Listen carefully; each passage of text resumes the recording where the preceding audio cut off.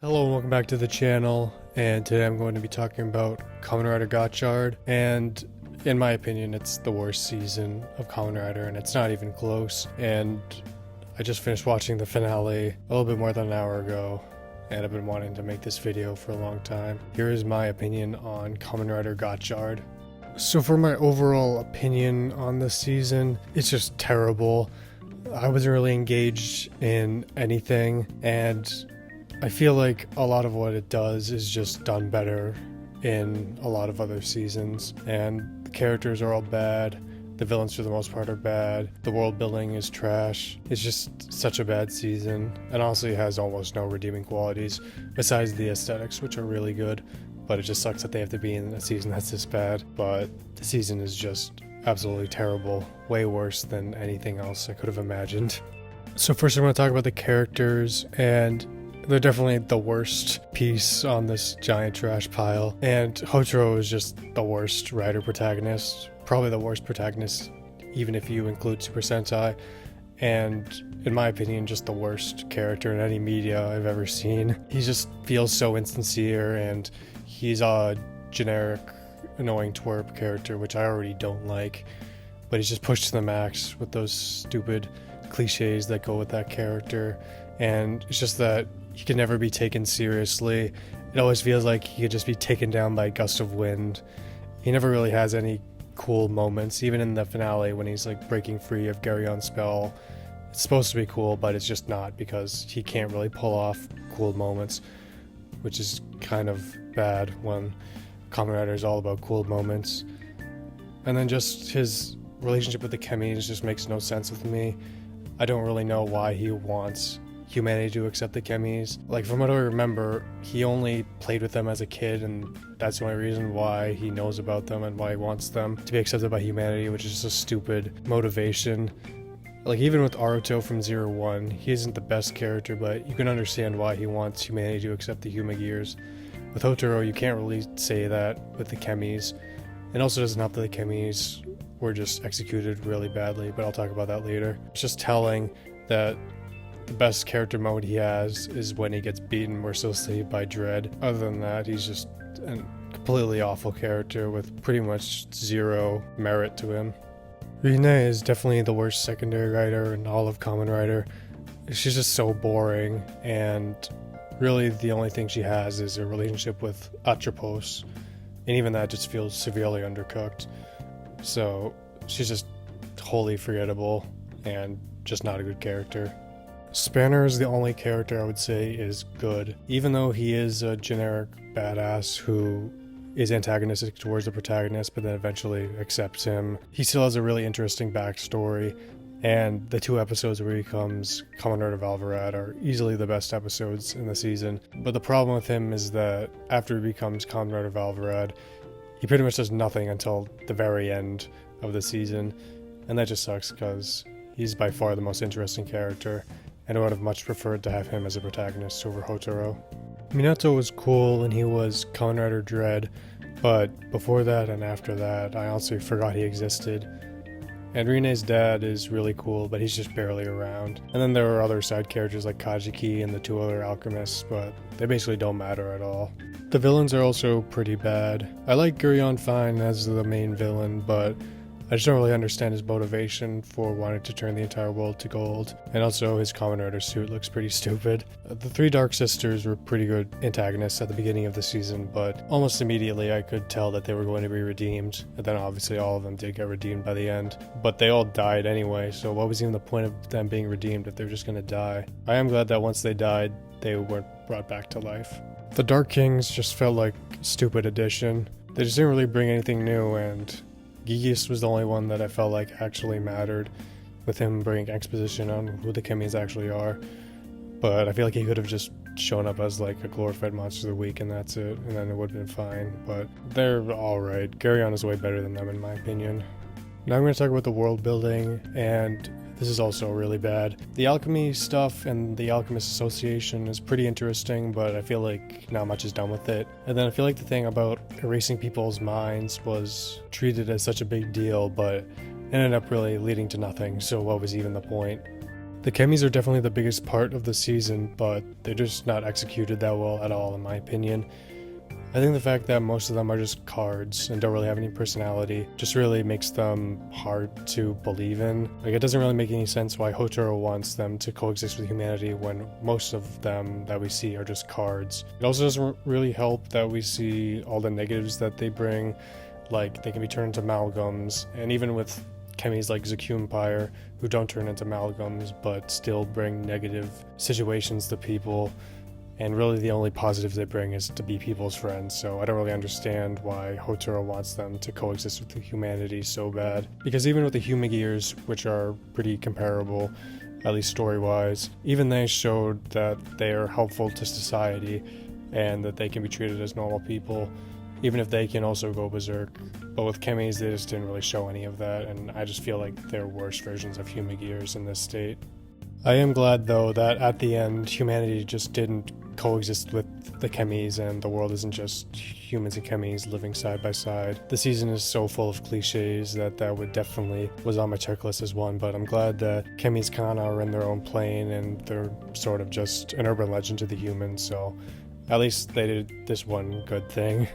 The only other stupid thing worth mentioning is the thing about Hotaro's father and the mystery about who he was. It was brought up in the very first episode, so I expected them to at least go into it, as it seemed like a pretty big mystery, but they pretty much do absolutely nothing with it, and even in the finale, they don't even reveal who he is. And I just remember people thinking it was Decade when we thought Decade was going to be in the season, but that didn't happen. And I still think that his father is actually Rione's dad, even if that doesn't make exactly sense, but I just have a feeling. But it's just stupid. Why even bring up a mystery and then not even attempt to solve it? The season is also structured very poorly. The first episode was pretty good and honestly got my hopes up, but then pretty much immediately after that, it just became really bad and boring. And mostly just because it was non-stop form debuts. And usually early on in Kamen Rider seasons, they do these power-up forms that are not really meant to be used throughout the season. But I feel like even with Gotchard, it was just really excessive. Like, there were so many suits that just were never used ever again. And that pretty much went up until like episode 11 or 12 when Kamen Rider Dread was introduced. And then he got his first major power-up, which was UFO X. And then even after he got that, literally the next episode he gets X-Rex's power, and then only 2 episodes after that he got Fire Gotchard. So there was like 3 major power-ups in like a 4-episode span. That was so stupid, and it just takes you out of the illusion that this isn't just a toy commercial, which it is, but it's just really lame and stupid. It also doesn't help that we're still doing Civilian of the Week 2-parters, which have been getting old really since Ghost. And I still can't believe they're still doing them. At least we got a break with them with Keats, but then kind of sucks that we're just moving back to Civilian of the Week. They're really old and boring at this point. And then there are also just some really stupid decisions. Kamen Rider Majade debuting in the movie just felt really lame, just because her debut in the show was really stupid. And although I haven't seen the movie yet, I've heard it's not that good. So that just sucks. Why not just have her debut in the show like it has been for like the past 20 years. Gotchard Daybreak was really interesting, but he was really only around for like 2 or 3 episodes, and he was really just there to set up the summer movie, so that was really lame. And then finally, just the Kamen Rider Legend stuff just felt really unnecessary, even in a season like Gotchard, which was really unengaging. These type of forced crossovers, like with Space Sheriff and Go Busters and Kikaider and Gaim, they just never feel right. And even in this season, I would have just preferred them to cut them, so we just have less of this god-awful season.